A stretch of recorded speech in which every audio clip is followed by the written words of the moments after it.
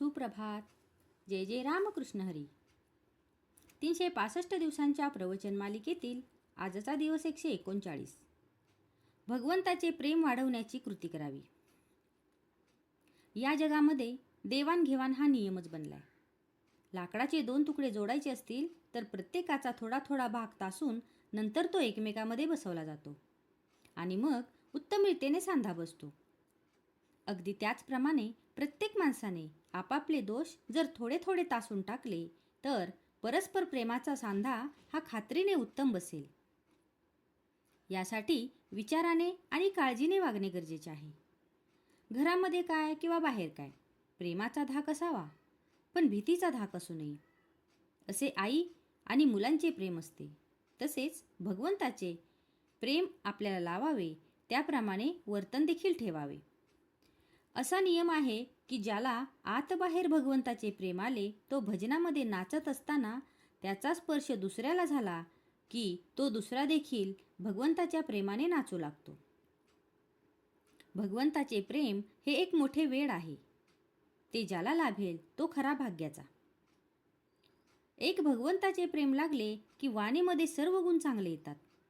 पुस्तके वाचून किंवा नुसत्या बुद्धीने जगाची अशाश्वतता केव्हाही कळणार नाही.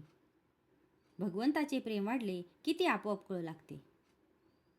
एखाद्या माणसाचे तोंड आल्यावर पोटामध्ये भूक असून सुद्धा त्याला खाता येत नाही किंवा अन्नाला चव लागत नाही. अगदी त्याचप्रमाणे आतमध्ये भगवंताचे प्रेम असून सुद्धा, मनामध्ये भगवंताचे प्रेम असून सुद्धा आपण बाहेर प्रपंचामध्ये आसक्त असल्यामुळे भगवंताच्या नामाची गोडी वाटत नाही.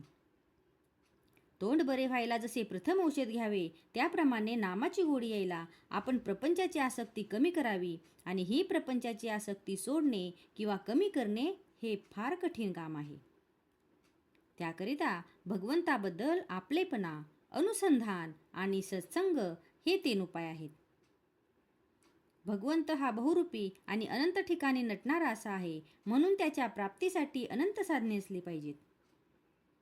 ज्याच्या त्याच्या मनातल्या रचनेप्रमाणे जो तो आपले आपले साधन करील, पण या सर्व साधनांच्या मध्ये भगवंताचे प्रेम हे सर्वसामान्य असले पाहिजे.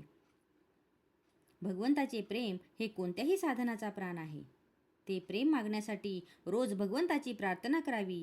ज्याला भगवंताचे प्रेम येईल तो सृष्टीकडे कौतुकाने पाहिल आणि खरोखरच भगवंताचे प्रेम एकदा चिकटले की त्याच्या आड दुसरे काहीही येऊ शकत नाही. भगवंताच्या नामाला नीती हे पथ्य आहे आणि ती नीती सांभाळून जो वागेल त्याचे भगवंतावरचे प्रेम वाढेल. त्यामुळे भगवंतावर अत्यंत निष्ठा ठेवा, प्रेम ठेवा, कारण भगवंत हा कष्टसाध्य नसून सुलभ साध्य आहे. जो हीनाहून हीन आणि अडाण्यातला अडाणी आहे त्याला सुद्धा मिळणारा असा हा भगवंत आहे. ज्याला भगवंताचे प्रेम यावे असे वाटते त्याने नाम घेणे हा एकच मार्ग आहे. आजचा हा भाग तुम्हाला कसा वाटला हे कमेंट करून नक्की सांगा. कमेंटमध्ये लिहा. जय जय रामकृष्ण हरी.